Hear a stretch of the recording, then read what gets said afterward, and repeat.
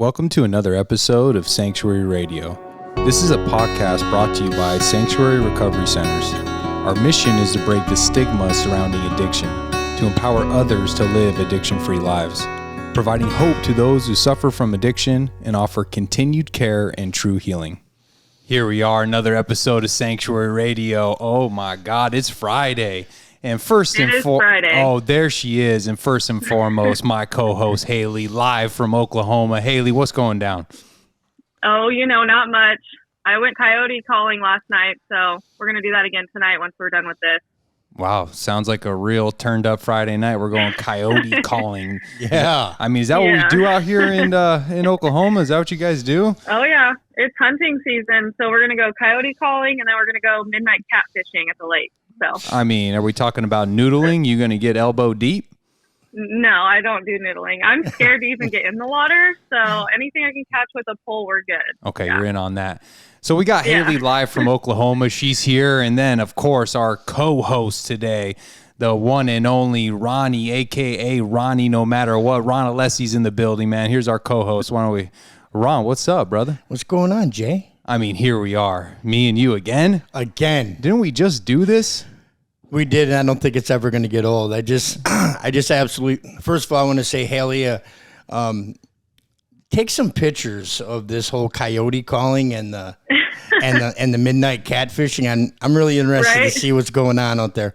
And Jay, this is absolutely an honor and a privilege, because normally it's everyone knows Jason. Jason's the one asking the questions, and today we get to ask Jason questions. Hailey.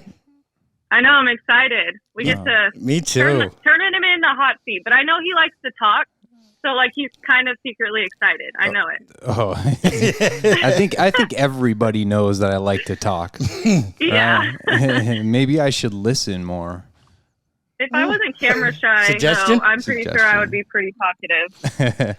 So yeah. Oh, hey, hang on real quick. See, I got to take control real quick, because he's not running nothing right now, is he, Hailey? No. Okay, so there's three kinds of people in this world, and let's just guess and see which one Jason is. There's people that watch things happen. There's people that say, "What the F just happened?" And then there's people that make things happen. And Jason is definitely one of those people that make things happen. And it's exactly. You're going to start out by giving me a compliment? Is that what we're going? Absolutely. Okay, I'll take that. You know what? He does struggle with ego and validation. Oh, no. God. So start him off off the hip. Give him that validation. I'm going to hit him with some big book. The ego will rebuild itself. Ooh, that's nice. What page? I mean, we could big book thump all day long if I was going to say, Jason, does Ron know I'm not a big book thumper? Does he know that? So you guys can stump me on this subject a lot. Well, he knows now. Exactly. Okay. So here we are. Well, are you ready for this? Yeah, I mean, I'm ready for this. And, back, a while back when, before we had Sanctuary Studios, me and you, Hailey, you and I, we recorded this episode. And so we got to get you back on for a live video one as well, because we were just a couple and we had the idea of doing a podcast and, bringing that to Sanctuary and connecting with the recovery community. The first couple people that came on were you and I. So I think it's time that we get you on next, but you're always in the hot seat when you're my co-host. You know that, right? Yeah. Yes, I know that. I'm nervous right now because I already know. Well, here we are, man. So we're going to kind of get into my story today and a little bit about what it was like for me and, growing up and just everything that comes along with sharing experience, strength, and hope. And I'm going to try to let you guys quarterback this thing, but, I'm going to backseat drive. Of course you are. I know. Of course you are. I can't help myself. So, we know that you grew up in Peoria, so let's start there, Jason. Okay. All right. So I grew up in Peoria, and I'm one of those kids who came from a great family. My parents love me. They still love me. They've supported me, even when they shouldn't have.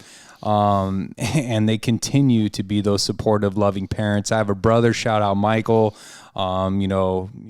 retired Marine veteran, and everything that he's been through and the life he has today. And so, I grew up in a great home, great childhood.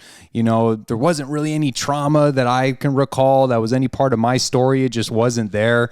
Trauma comes later on in life with continued addiction, but you know, like I said, my parents loved me and they supported me. We grew up in Peoria, Arizona. I played sports. I played soccer, and, you know, I was pretty damn good at it. You know, I still play, I'm an addict, right? And so previous to working in a program recovery, you know, I like to embellish about all my stories and put an extra sauce on top. You know, something Hailey, something I do know about Jason, you may know this too, because I've heard him share it. But you were that kid, you know, you grew up in suburbia America.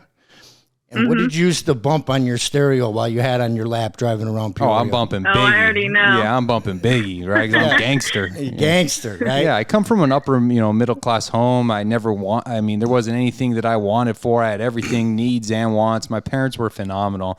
You know, so childhood was great. You know, when I start to look back over the years and I really start to look over my history and identify, you know, my program of recovery, I think that you both know that, especially, well, both of you guys know that, is I'm a big book guy. The first 164 pages of the book, especially the first 54, are designed for you to diagnose yourself as an alcoholic or an addict. So what you do is you look over your life and you see the book and you can relate to the book as it's your own life, and it gives you the experience, and you can say to yourself in step one, fully concede to your innermost self that you're an alcoholic.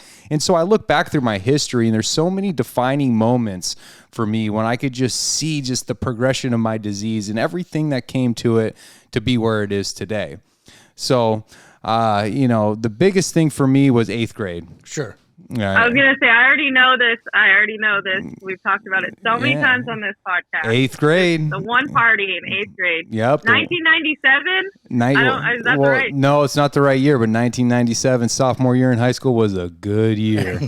I was going to say, I know 1997 had some significance to you. Yeah, and so the reason behind it is, being an alcoholic and addict, my mind always tells me that I can control and enjoy it. In 1997, sophomore year of high school, I could control it and enjoy it and had fun. Bottom line, minimal consequences.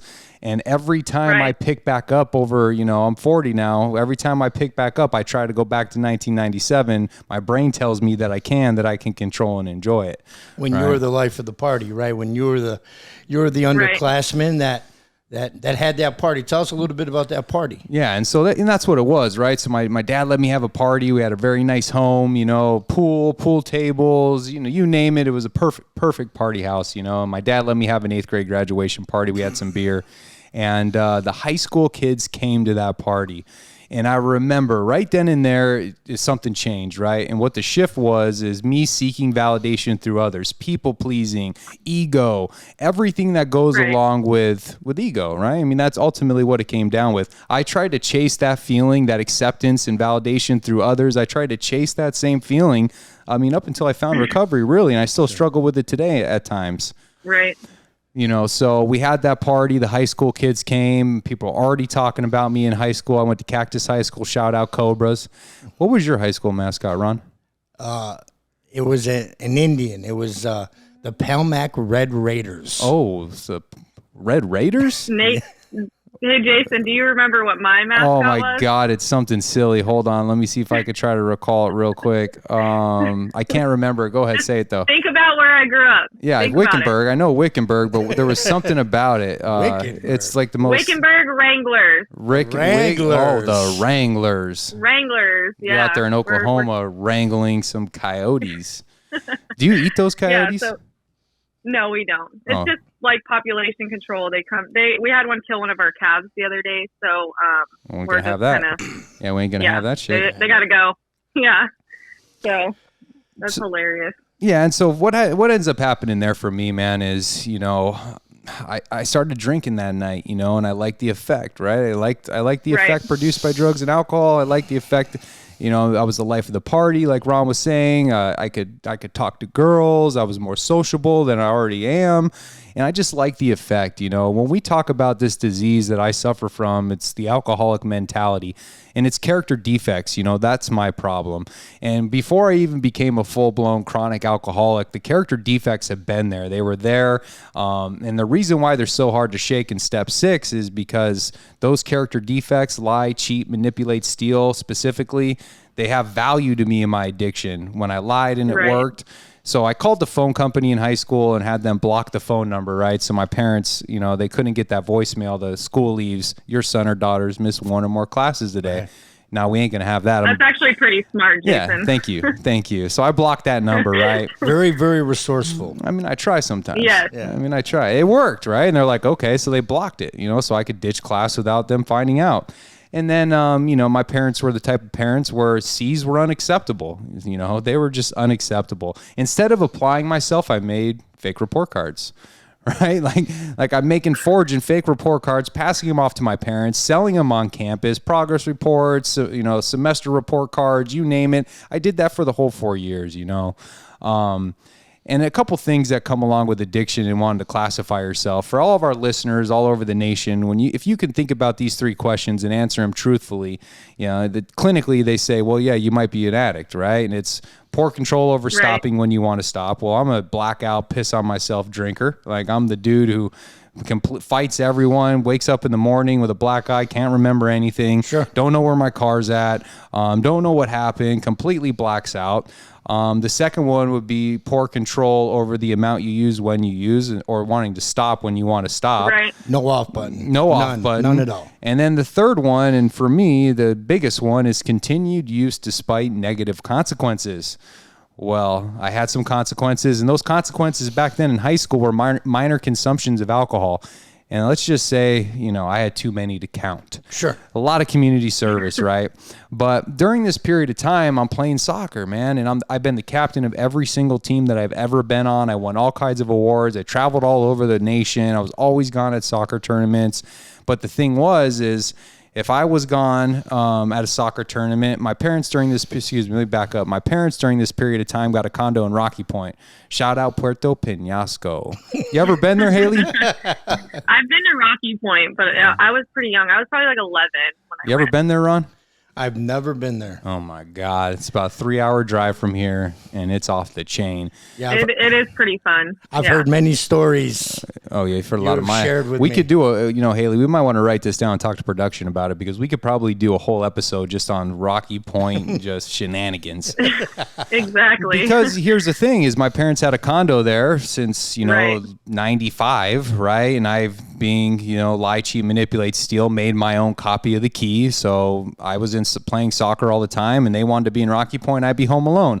If my parents were gone for more than 3 hours, I was having a full scale kegger party off the chain. It was going down. All I needed was 3 hours. And if they were home and I would tell them I was going camping and I would smash up to Rocky Point, right? And I'd come back with a tan and they'd be like, why do you have a tan if you were camping? And I would be like, elevation, right? Yeah. I'm in Crown King. It's I'm closer to the sun. I'm closer to this. I'm closer. Yeah, it made sense until they made friends down there and they started calling my parents saying, "Hey, Jason's on the beach, blacked out on ketamine." That happened. Oh my gosh. Yeah, shout out Luis, R.I.P. Luis. So speaking of the designer drugs, what's this thing with the SATs and? Okay. And all right, we're gonna go there. This is my favorite Jason story, by the way. Okay, so now this is my favorite one. Yeah, and like I said, soccer was my thing. I was a captain of every team I've ever been on, and I won a ton of awards. On the field, I'm an amazing leader. Off the field, complete opposite, complete moron. So now here we are, right? And I get ready to graduate from high school, barely graduated, and I'm winning awards. I got soccer scholarships all across the country, but now it's time to get honest with mom and dad when they got Division I scholarships, but I have a 2.5 or something GPA, right? And so my parents, they want to give me an SAT tutor, right? I got to score extremely well to get on an SAT test. I got to get a good grade. Everything's riding on me getting this, right? And so my parents are out of town naturally. And right before the SAT test, I've been studying. And you're going to nail it. I'm going to nail it, right? I knew it. I can do this, right? And so they go out of town and I have a party and someone gives me some acid. Right. They gave me some acid for a cup to get into the party. They didn't have the $5, but they had some acid. And I said, yes, I'll take that. Yes, please. And so now that's a Saturday night. I know I got to take the test on Monday. And I know damn well that if I take this acid that I'm not going to score I might not even show up. Right. And so this whole time I can't do it. I'm not going to do it. And then the just like the book tells me, the baffling feature of addiction and alcoholism kicks in, which is, we say it in meetings all the time, cutting, baffling, and powerful. The baffling feature is the utter inability to leave it alone, no matter how great the necessity or the wish. I could see the need in every aspect of my life. I could wish it, but I can't not do it.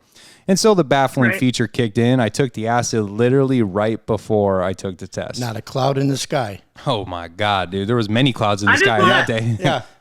I just want to know if you passed. No. That's all, No, that would have been even better if you did. Yeah, oh yeah. That would be a way cooler story. If he passed, we might be having a different conversation right now. Yeah, no kidding. Exactly.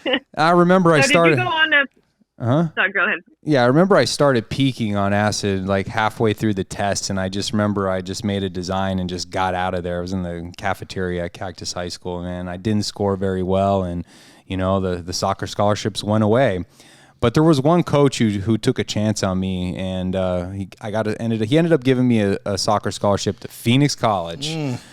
Shout out Bears, the Phoenix College Bears. And so just like Ron was saying, I grew up from an upper middle class home. We had, I would be considered a preppy, if you will, right?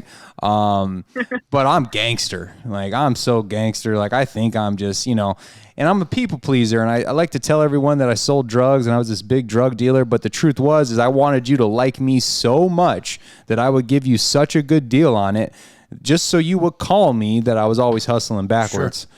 I was never I was always in the red, right? So on this particular day, I'm selling some weed, and I got to pinch it, right? I got to make a couple extra bucks, and it's 2:00 in the afternoon on a Sunday afternoon, and I'm going to drop off some weed, and I can't get the scale level in this little car I was driving, so I used the community mailbox in a neighborhood in broad daylight. Sounds like a great idea. Oh God, it was my best idea I had at the time. No big deal, real quick. And one of the neighbors, found out that they thought that I was breaking into the mailbox. And they called the cops, and the cops show up, and I'm not breaking the mailbox. I'm trying to sell some drugs, and I get arrested for the first time. And they hit me. I'm so smart. I got a safe in the car that's unlocked. I got a gun in the car because, again, I'm gangster, right? Listen to Biggie, Ready to Die. Oh my gosh. Just hood, right? In my polo shirt. And I get 100 counts of paraphernalia for each baggie because I just bought a brand new thing, 100 bags, So I got 100 counts of paraphernalia, gun charge, sales charge. I got a digital scale, the whole nine, and I find myself in county jail for the first time. And that's old Madison Street Jail. You ever been to old Madison Street Jail, Ron? I have. The submarine's what they call it. Have you ever crawled underneath one of the bottom bunks because it's the only place to lay or sit? That was my spot. Oh, no, that was your spot? Yeah. Yeah, because normally by the time I got there, I was worn out and I just wanted to be left alone and sleep. Yeah, that's it. Yeah. You got people, oh, God. It's bad, Hailey. I don't know. Sleeping on a peanut butter sandwich. Yeah, I was gonna say I've never been to jail, so you guys, your stories are bad enough. Okay, yeah, you do not want to go, but I found myself sitting in Madison Street Jail, and I get put on probation, and in a very short period of time from there, I get a DUI, man. About 60 days after this, I get an aggravated extreme DUI. I hit a stop sign, a light pole, a house. Almost kill a family. I blow .28. I got a morphine patch on. Literally blacked out drunk. It was a Tuesday night. It was a Wednesday. Wow. You ever had a wild Tuesday night? Yeah, with you. Oh, yeah, that's right. Yeah, we did. We had a few wild Tuesday nights. Real quick before we get... I'm trying to put it together because I know your story. Has the injury happened yet? No. Okay, no. That's coming. Yeah, that's coming down the line. Yeah, that's coming down the line, and so the progression of your drinking is picking up. The consequences are getting greater. Everything. And you're still playing soccer at this point, right? At the college. Yeah. So I hadn't even so before I even touched down on campus. Now I'm on probation, and now I got an aggravated DUI. When I woke up in the hospital, I was cuffed to the bed. My dad was there. He's like, "All right, shit, he's alive. Let's go." Right? Like this. Yeah, my dad. Shout out Pops. And Mom. But man, I'll tell you what. And I look over at the ticket that they got, and the cop asked me to sign it, and it's in I had a fake ID. It wasn't even 21. I had a fake ID, and, the whole ticket was written in this guy named Matt McCarty. I owe that dude an amends. I owe him an amends if I ever see that dude. But anyways, so now I got a DUI just out there. So now I touch down at Phoenix College, captain of the team, and winning awards, showing out on the field, but off the field, total jackwagon. Oh my God, it's bad, Hailey. And I'll tell you what bad looks like. So this is what it looked like for me. I decided I'm going to take a team building trip with my team to Crown King, Arizona, camping so we can get to know each other. But I don't know about that tan. Yeah. Well, let me tell you something. The only way that I know how to get to know someone really well is to take some mushrooms with them. Oh, yeah. Oh, my God. So I bring mushrooms for my whole entire team, and we go up there and, we lose 2 players in the forest, a Crown King for 2 days. We have to call the volunteer firefighters. We have to call our coach, and we call their parents. And we were literally like, we looked and we're like, dude, they're dead. We're in trouble. Oh my gosh. We had to call everyone. And I actually was the one who found him. And when, I knocked on this cabin door, they came and they got their shirts off and they're drunk and they're high five. And I'm like, bro, it's bad. Like, your mom's here, dude. Like, coach is here, dude. I'm glad you're alive, but we got some explaining to do. Exactly. Yeah, right. I sold some coke to a female player on the Phoenix College team, and she had a heart attack and almost died. And that's just what my story looked like. Right, the consequences again. Yeah, they're getting greater, But on the field, I'm winning awards. I'm killing it. I'm, scoring goals, captain of the team. We're beating teams. Yeah, we beat Yavapai. It was just a team that hadn't been beaten in 20 years, and we beat them. And it's just right. But off the field, I just can't get it right. I'm actually getting good grades, and once you know, I actually graduated from Phoenix College. Can you believe that? Can you believe that? I'm kind of shocked. You're shocked, Hailey. You would be shocked. Who'd you pay? If I could have paid some, I would have got a 4-year degree. Exactly. But before go ahead. Before I was getting ready to graduate, it was spring break, and I remember I'm on probation this whole time, and I asked my PO if I can get one of those travel passes because I want to go to Miami Beach, South Beach for spring break. I'm gonna do it the right way. You ever try to do it the right way, Ron? Yeah, a lot. Yeah, now. Right. Yeah. Well, the intentions are always to do it the right way, right? Sure. Right. Even back then, because I just want to say this, even though off the field your consequences were greater, is it safe to say that because of your charisma, because of your personality, because you're a very likable individual, I knew Jason at his darkest moments, right? And he was still always a likable guy. And that mixed with our character defects becomes an asset, and it's able to allow you to play and able for the coaches to give you second and third and fourth chances. And that's a dangerous combination for an addict. Well, yeah. I mean, it only got worse for me, Sure. It only prolonged the inevitable, man. And so I asked him to go on that trip, and he told me no. And I said, he'll never remember. And sure as shit, he called me Wednesday, midway through spring break. I'm on the beach in Miami, and he's like, hey, you got to come report, or I'm going to violate you. And so I got violated. I got violated. That's what happened. Probation revoked. And you still got the DUI hanging out there under this other guy's name. I still got name. the DUI hanging out, hanging over my head. They just haven't connected the dots on that. I'm on a violation of probation for 4 different cases, and here we are. And so now I have soccer scholarships all over, but the problem is they want to, when you go to soccer schools or any school for that matter, they want to throw you a party, and that ended bad for me every time. Yeah, because you pee on yourself. Because I'm getting turned up. Half the time I don't even play. I just find a rave. I'm gone. MIA. Right. Leave my stuff. They don't even know whatever happened to me. And there was one coach who wanted to take a chance on me. It was at Grand Canyon University, and I messed that up. I was at a party, selling coke and weed, and the assistant coach from Grand Canyon University was there. And so when I went to sign my scholarship with my mom, they're like, nah, the only thing we're offering him is a trip to rehab. Right. Right. All these times I have built up this bright outlook for my family. And then, like Ron says, I pull the structure down in my head with a senseless series of sprees. But what I love what you say, Ron, is that you have this ability when the structure comes falling down, you're able to maneuver yourself out of the way. Everybody else takes the everybody, and that's what it was like for me. And so, soccer was off. I had some other scholarships. I took a knee. I had a bad knee injury, and that kind of ended my soccer thing. But because of my ability and my character defects, my charisma coupled with my character defects, lie, cheat, manipulate, steal, dude, I was an amazing telemarketer just like you. And that's where we met, in a telemarketing room. Yeah. Turns out. I was gonna say, did you know I was a telemarketer just for a short period of time? I did not interesting. know that. Very interesting. I used to sell the like biz ops or like biz opper. Oh, you were a tape roller? When I first got sober, I was like the intro person, and then there was a closer behind me. But I wasn't very good, and it kind of hurt my heart to like steal from more people. I mean, it blows my mind. I wasn't very good at it. It blows my mind that a lot of these owners. You shout out to all the biz oppers out there and the ones that are on the yard right now. But it just blows my mind that the majority of the owners of these biz op places were all in recovery. You know, what? I just want to share this little crazy.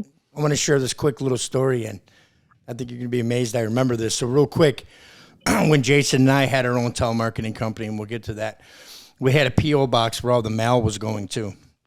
And I used to go get the mail and just get the cashier's checks out, and everything else I used to disregard. And I remember this one particular time, Jason started going through the mail and was reading the letters. And they were letters from people who we had taken their last money. Yeah, and people that wanted their money back, right? And pleading and begging. And I remember we're sitting in the car, and Jason hands me this one particular letter. And I remember how terrible I felt, and I remember how awful it was. But that didn't deter me to continue to do what I was doing, because I needed to fuel my addiction, right? And then now, you know, you fast forward years later, you look back, and that's where the amends process comes. That's where the living amends on a day-to-day basis encompasses so much. You know, but I got involved in telemarketing. Well, first, the only job that I ever had previous to telemarketing, previous to the job that I have now today, working for Sanctuary Recovery Centers, was telemarketing. I have never done anything else, ever. Because lie, cheat, manipulate, steal. Like that's part of the resume. They see character that. defect, asset in addiction. Yeah, so now I'm just so infused with character defects, because not only is it a part of my assets so my family doesn't find out, and I can keep my girl, whatever hostage, not girlfriend, whatever hostage I have at the time. Right. So she stays, and then at work to make money, I got to lie, cheat, manipulate, steal. So anyways, you know, I get involved in the telemarketing industry, and during this period of time, I had a knee injury. I also tried to jump over a campfire and jumped into a campfire. Evel Knievel? Yes, totally, bro. No helmet, though. You know what I mean? I went full throttle. I tried to jump over the fire, jumped into the fire, and I burned all the skin off my arm.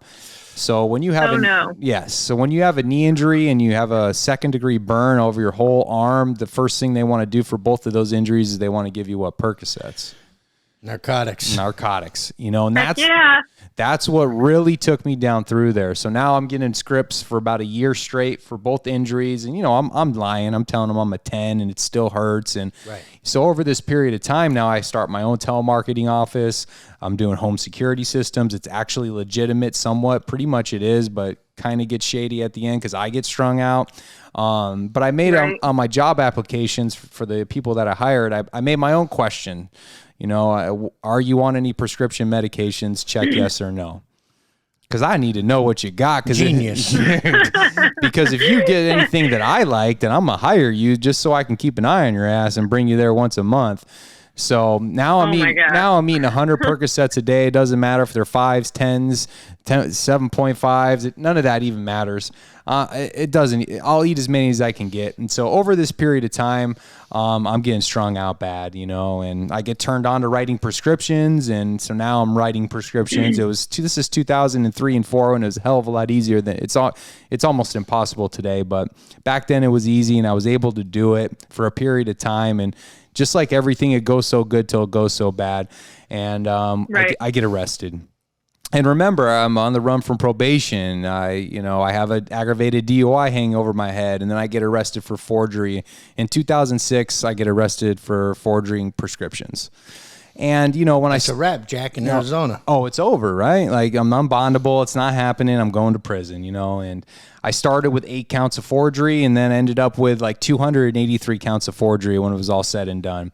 because I'm the smartest man in the world, I write all the prescriptions in my own name. Of course you did. Yeah. So. Oh my gosh. I mean, they were for After you. creating all those fake IDs, you couldn't make a fake ID I know. for your prescription. I wanted to be able to carry them around with me and drive and have them on me, and they couldn't say nothing to me, that you know. makes sense. But it all came back to me. So over a period of about a year, getting page 2'd, 5 counts, 10 counts, 6 counts, 3 counts, when it was, getting page 2'd for a probation violation and all those other cases, and my DUI getting page 2'd for that.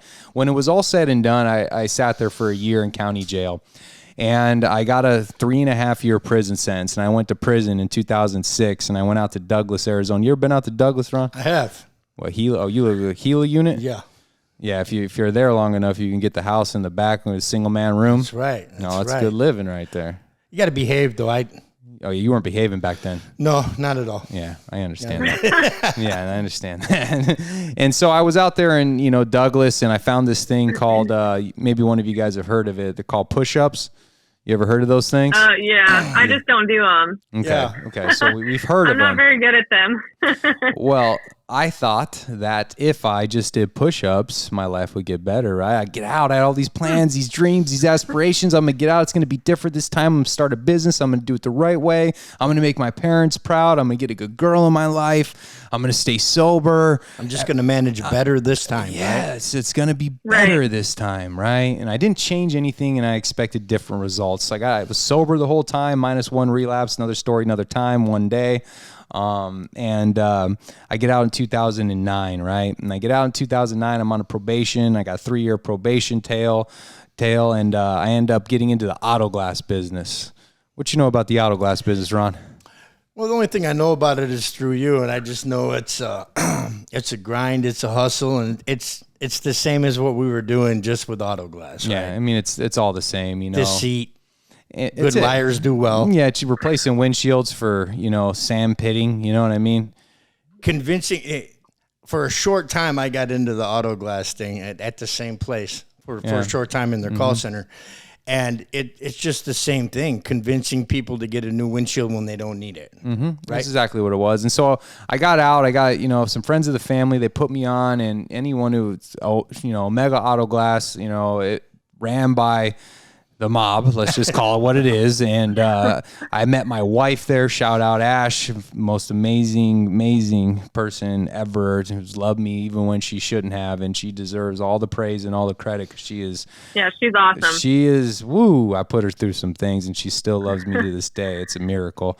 And I meet her there, and I'm running this team, and I got 80 door knockers, and I'm on probation, and all of a sudden I get off probation, and then I have this bright idea that now I could drink normally, because I've been sober all these years, 4 years. I can now thereafter drink normally. What's the book say, Ron? How'd that work out for you? What's the book say? It says, how'd that work out? It didn't work out very good. What's it say, though, Ron? Fall victim to a belief which practically every alcoholic has.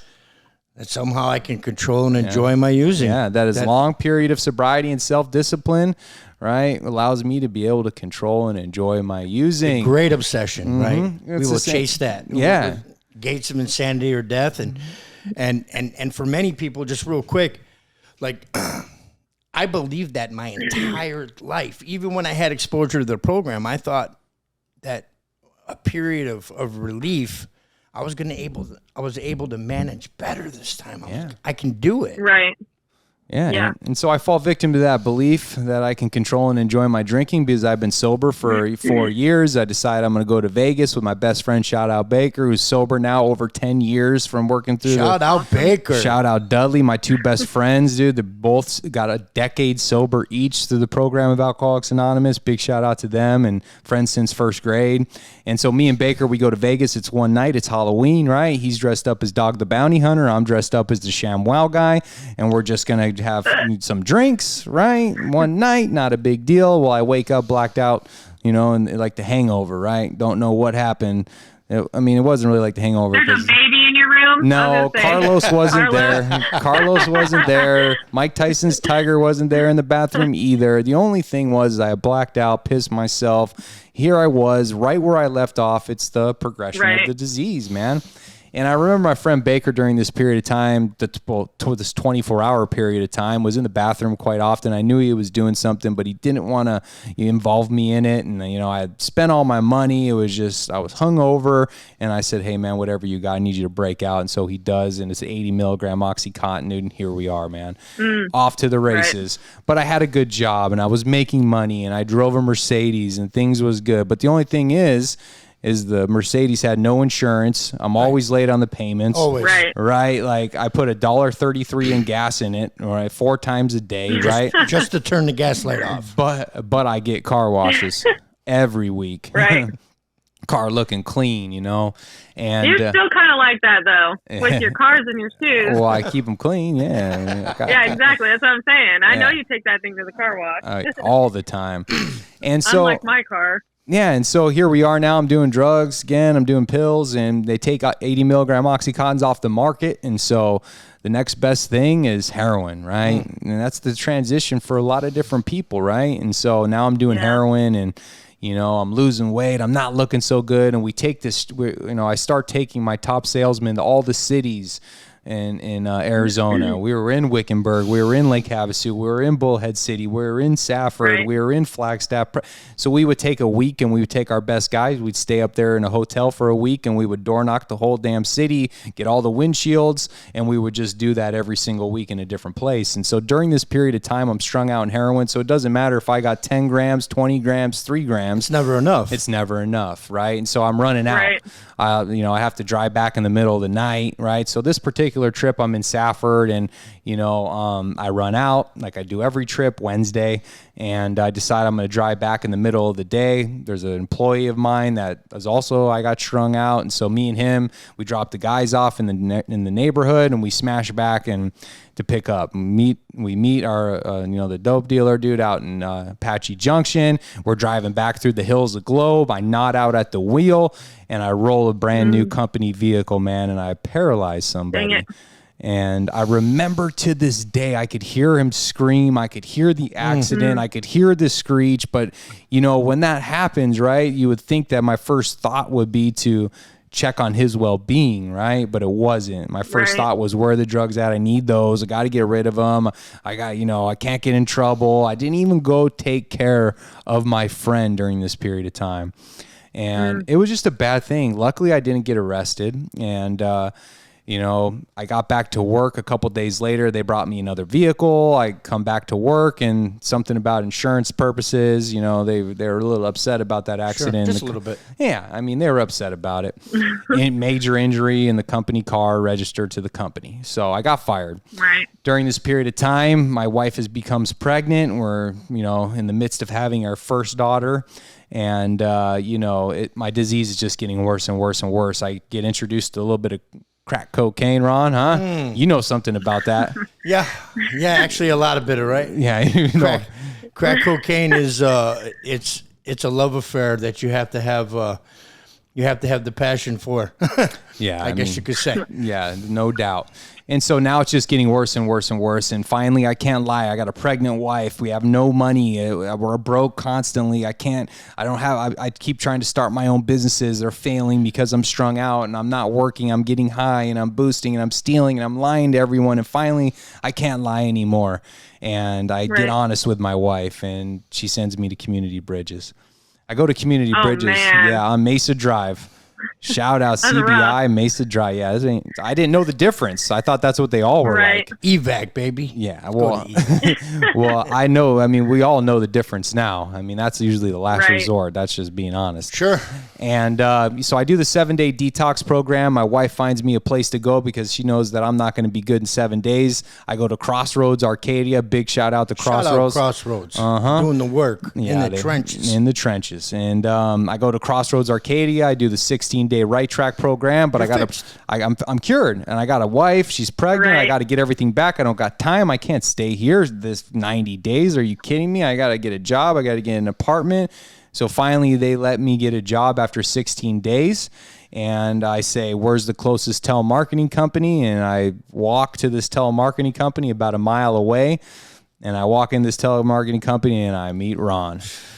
Here we are sitting here today, both sober over a decade later. It's crazy.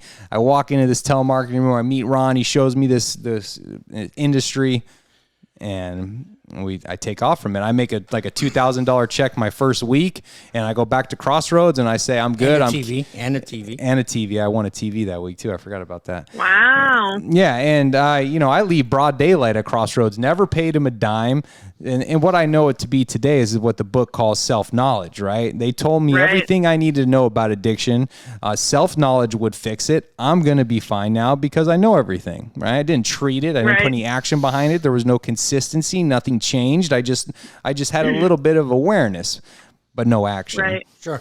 And so I leave from there and I get an apartment. I move out to Chandler, and Ron's from Chandler. And so we ended up, becoming, like we're brothers today. And, we ended up starting our own telemarketing company, and I'm smoking spice and I'm getting sober, but I'm always smoking spice, but I'm trying not to do heroin. I'm on the methadone clinic. I'm not on the methadone clinic. I'm sober, but I'm smoking spice, but we're building a business. We're getting the cars, we're getting the money, and everything's going good. In between his drug addiction, I got to say this, in between his drug addiction, I'm a lot. At this point, I'm doing meth, I'm doing heroin, drinking vodka like it's water. It was just part of my diet.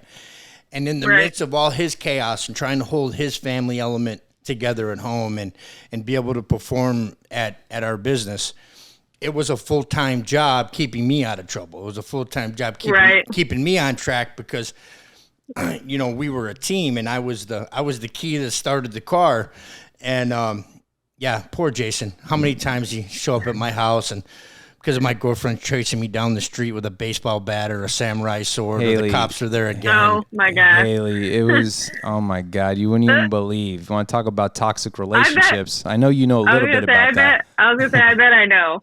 Yeah. I bet I know. I'll never forget one day he was finally fed up with her because, it wasn't my fault. And this is why it wasn't my fault. He looked right at her and told her, you knew the fine print when you got with him.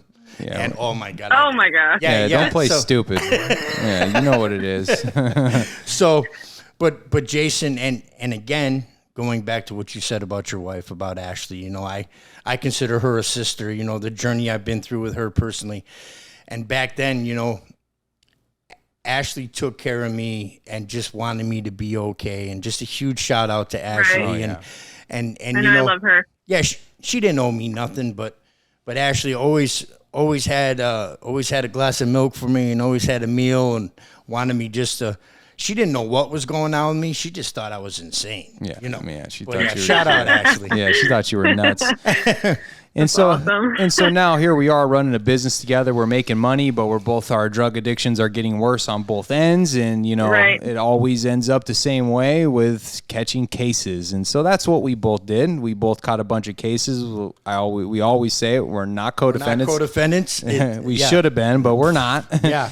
And, I ended up catching a few cases, right? I'm stealing from my addiction. Yeah, a lot of cases. I caught a lot of cases, right? I was boosting and to support my addiction and buying and receiving and selling stolen property. So we didn't have a company credit card? No, we did not. This whole time you thought you lied to me? Yeah, I lied to the employees. Oh, no. We're giving away TVs and computers every day, because I was stealing them. Jay would be like, hey, Ron, can I use the gold card? Yeah. And so, oh my gosh, everything goes so good till it goes so bad, and I remember one day I come home from work, Hailey, and I look in the mail and there it is. I got a grand jury indictment for a class 2 felony and my heart sank. I'm like, oh my God, I'm going back to prison. How long did you go back for? I couldn't even speak, Hailey. Now you have a wife. I have a wife. You have a child. I have a 1-year-old daughter, and I can see that category sensing chart in my head, a class 2 felony with 2 prior felony convictions, category 3, 5 years minimum. And I know, oh God, I can remember that feeling like it was yesterday, and it was just such a hopeless feeling, And prior to recovery, I don't know anything but contribute to the problem. Recovery teaches me to identify the problem to get to the solution. Well, I don't know recovery. So what do? Add to the problem, catch more cases, make things worse. I caught another case on 3 releases. So that means that I was OR'd on one case, bonded out on another case, pretrial services on another case, and then I caught another case. So I find myself sitting in jail, and I get to jail and I know I'm not getting out. I know it's going to be a long ride and I'm broken. And, the first thing I want to do is be a tough guy, right? I'm taking over this. Are you trying to fight people? I try. You said the key word, try to fight people. I'm like 0-47. I know. I'm like the dude who tries to beat you up and calls you out, gets beat up. I'm the dude who wants to be cool, so I'm going to put some work in and end up getting beat up and then got to fight 2 other guys because I just got beat up, making people look bad. I got to throw this out there, though, because I know you joke about that, but all seriousness, Jay's a pretty scrappy cat, man. I do joke about it a lot. He jokes about it, but let me tell you what, back then, if I were to go to war, right, it was with Jason by my side, and there's no doubt. He was a pretty scrappy guy.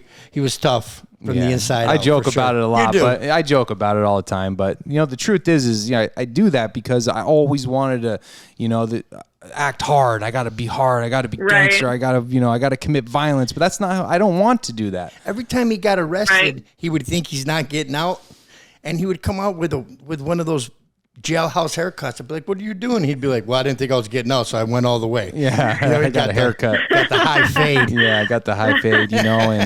And so I end up, long story short, I get a couple assault charges. They should have got assault charges because I got beat up. But the point is that they sent me to max custody, and I spent the next year in max custody fighting this case.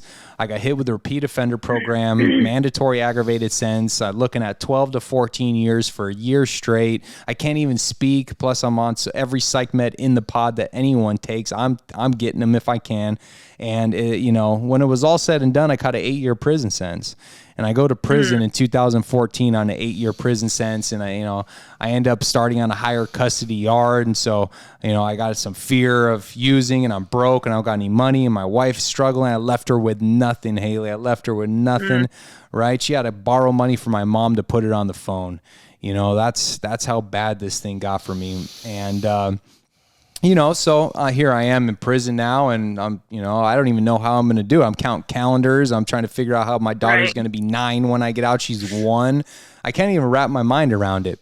But what I know today is what I've learned from the program. It says at one point in the book, in the first step, it says, there must be no reservation of any kind, nor any lurking notion that one day we'll be immune to drugs and alcohol. Well, I had a reservation. That reservation was, if my wife ever leaves me or if I ever lose my visits, I'm going to get high again. And I used to tell people this all the time. I would let them come get high in my cell because I wanted them to like me. So come over here, bring your felonies to my house.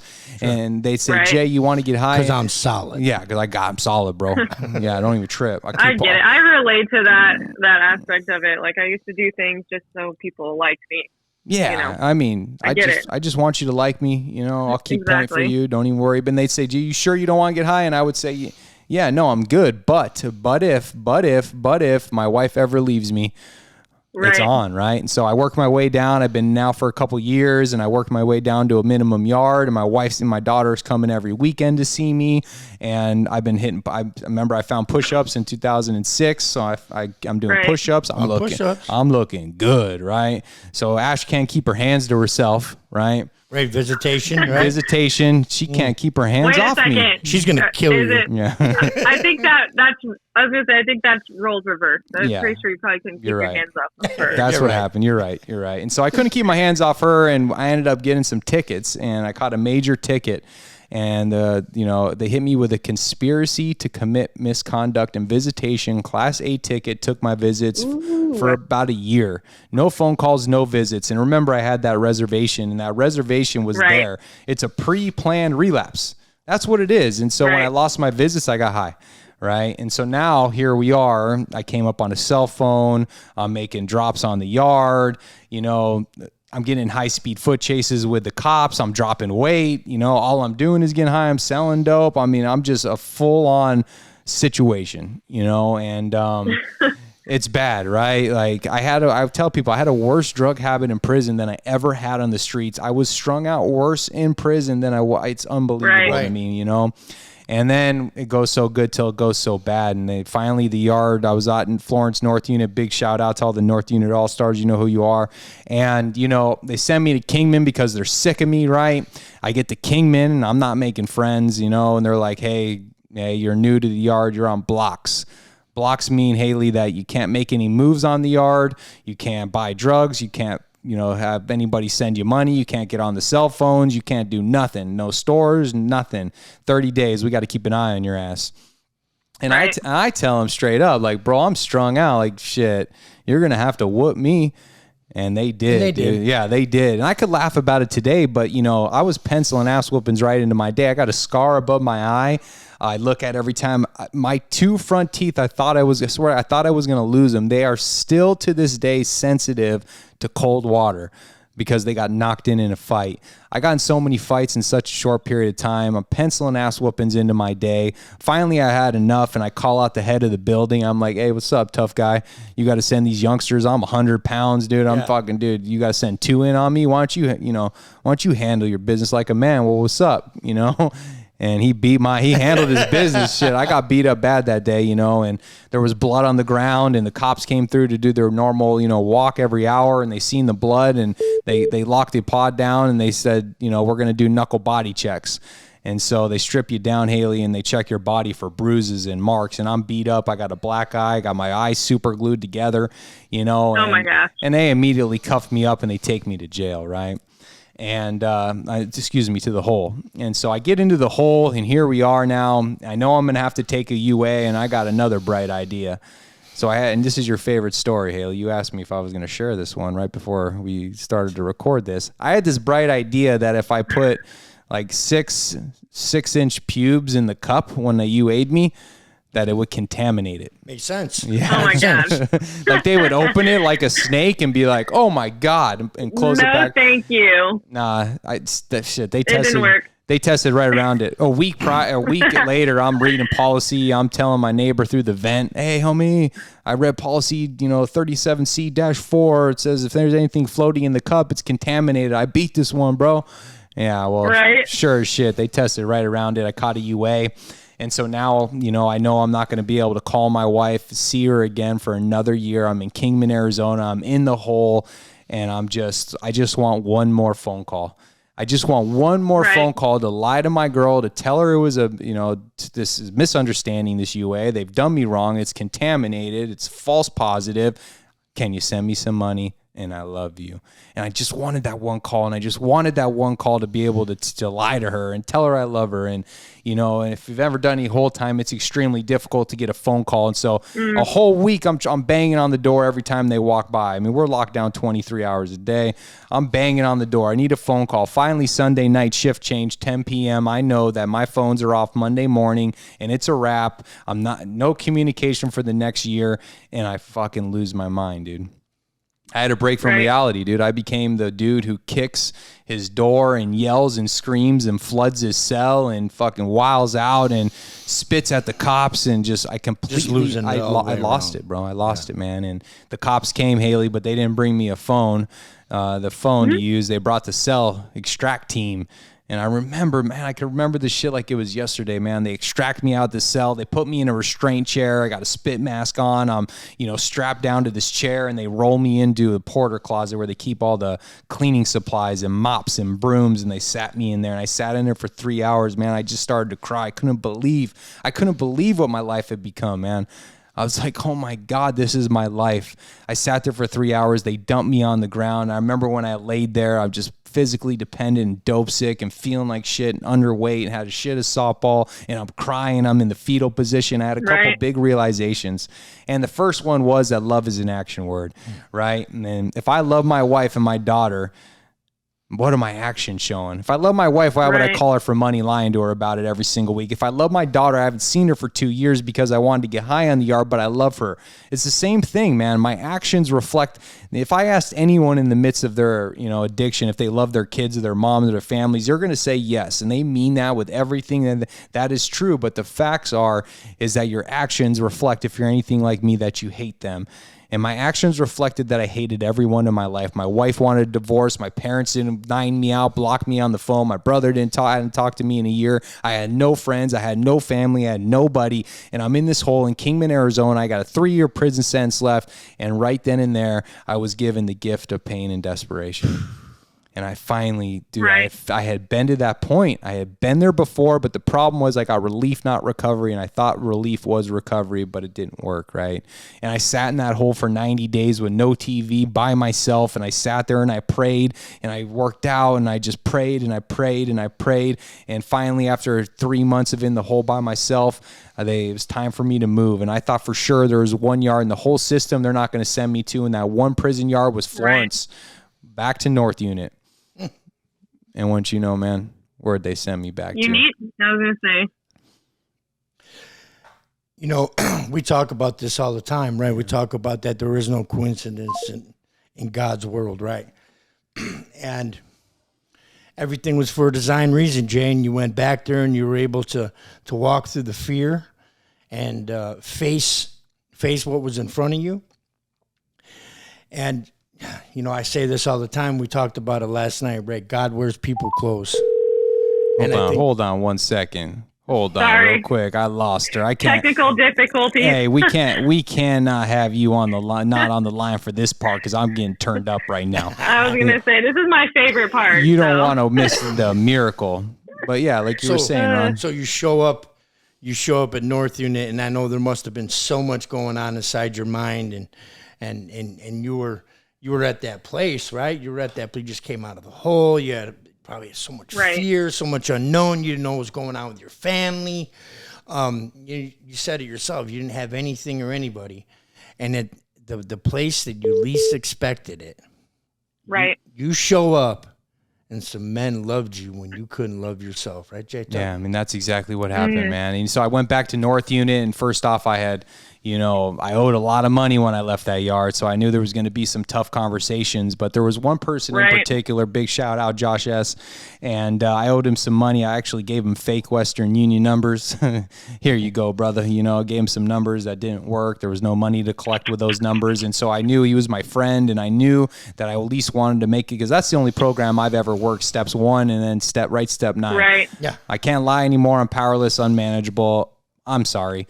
So I went to work step 9 with him, and he's like, look, bro, I understand. He had found recovery before I left to Kingman, Arizona, and they moved me, and he started going to meetings, and he says, hey, bro, I found recovery. Don't worry about the money. You want to make it right with me? Come to a meeting today.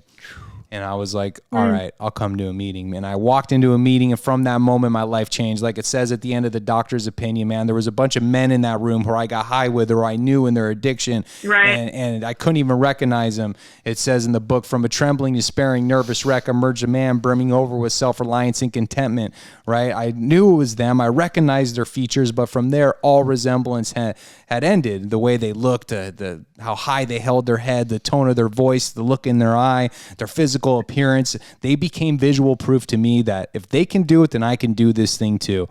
And in that moment, man, I was ready to roll, dude. I got my feet moving. There was a guy named Matt L. in there, shout out my sponsor. And, you know, he was sharing in this meeting and I'm crying. I'm a crier. So I couldn't even speak for like the first 6 months in a meeting. I couldn't even share without breaking into a full on ugly cry. And he spoke in this meeting, he's looking me in the eye, and he's looking at me in the eye, and I can feel like he's talking to me. And after the meeting, I asked that man to be my sponsor.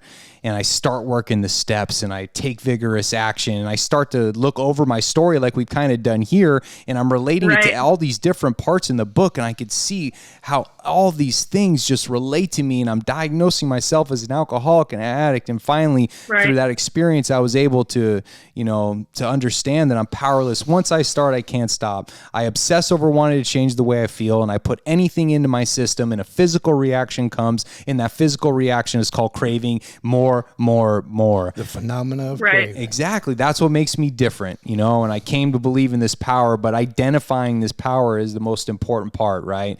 Not the label of it, but identifying how to apply the power. So I come up with this conception and the spiritual characteristics associated with that conception is to be a loving, sober, honest, caring, to be forgiving and tolerant, understanding, right? And to be a good father, brother, husband, and son. And that is everything that my higher power is. And now I get to step 3. And what I'm doing in step 3 is making a decision to let my actions reflect a good father, brother, husband, and son who lives with integrity, who's honest, who's loving, who's caring, right? And it's foreign to me. When I fail, I correct it. The consistency of my actions will create a spiritual experience and a psychic change. And when I look in the mirror and I see a good, loving father, sober, right? Good friend, man, father, husband. When I see that, I don't want to change the way I feel.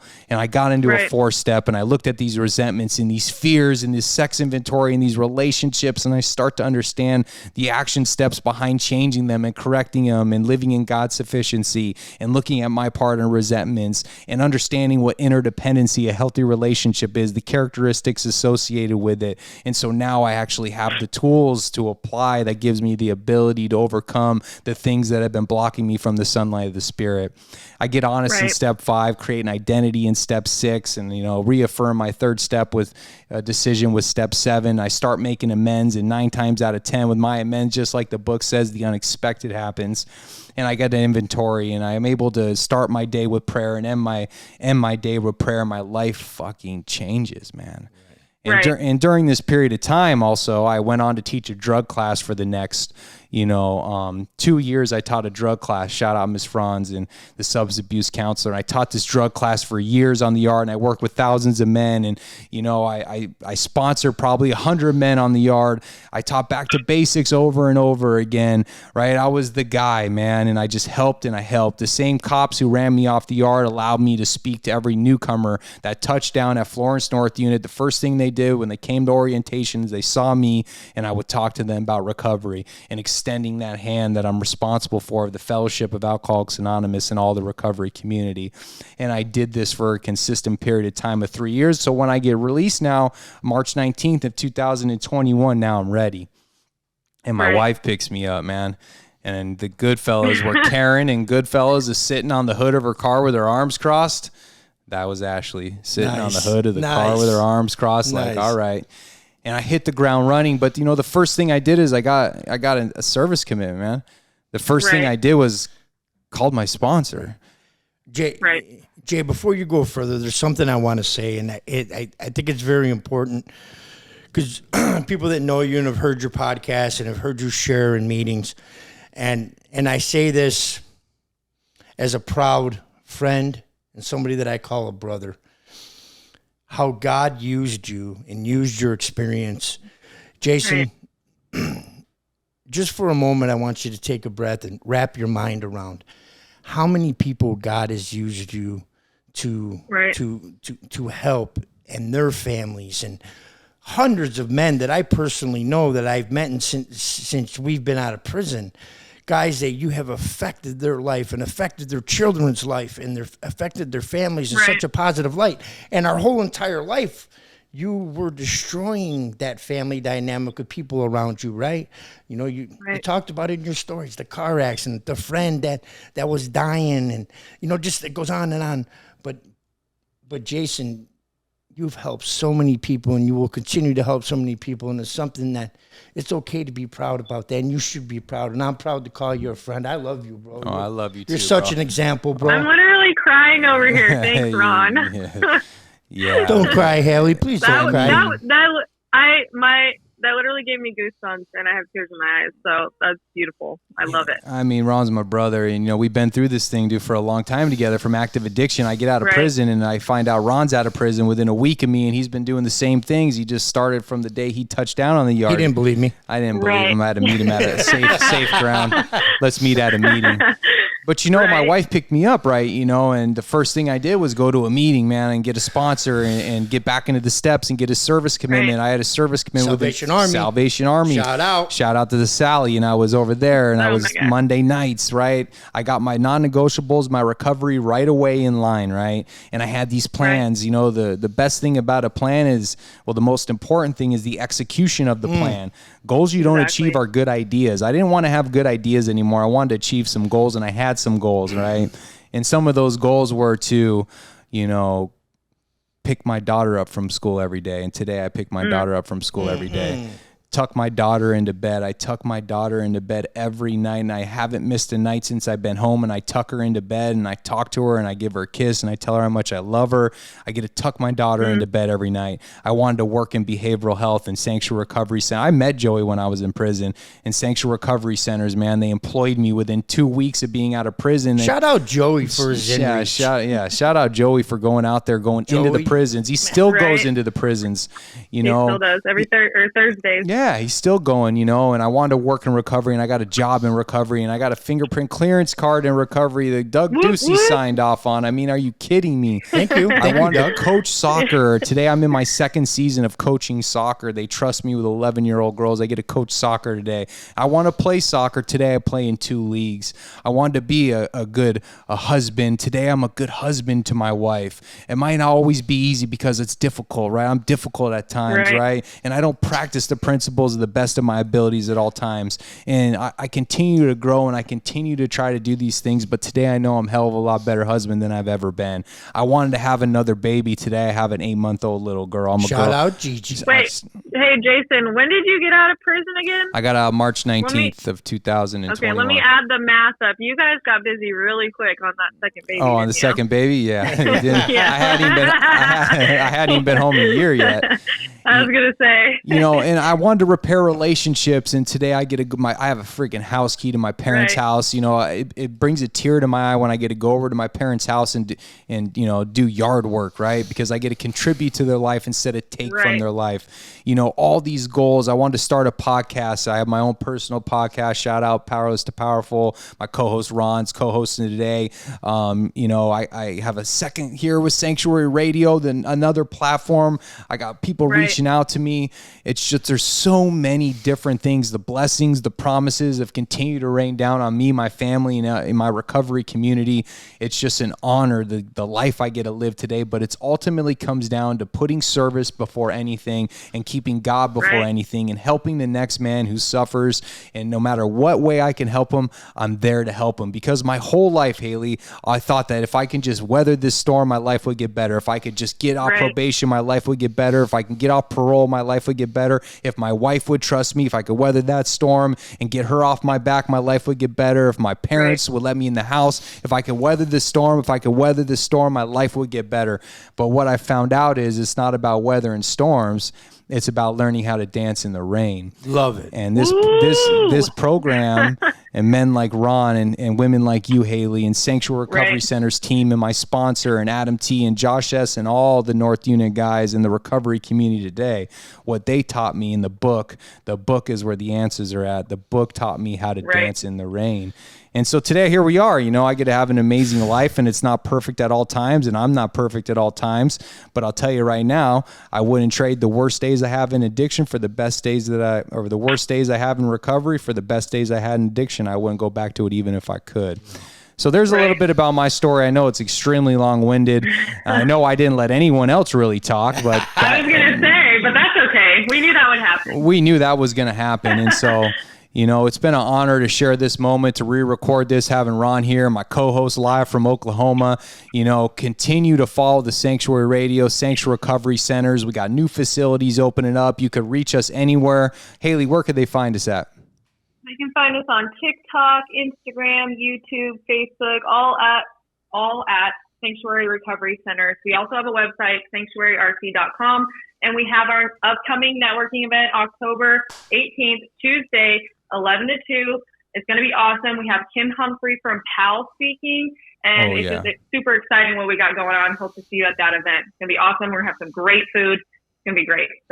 So continue to be a part of what we got going on here. If you have a friend or family member desperate in need of recovery, man, reach out to the Sanctuary, reach out to any one of us. Remember, all of our content, new content drops. That new content will drop, you know, every single Friday. So be on the lookout, share it, like it, subscribe to what we got going on. And thank you again to my co-host, Ron, my brother. I love you. And Hailey, it's good to hear your voice. We got to get you back in town. Yeah, Hailey. I know. I hope you know what? A couple more weeks, I'll be there. November. We're almost there. I hope you call in some coyotes tonight, Hailey. Yes, pictures.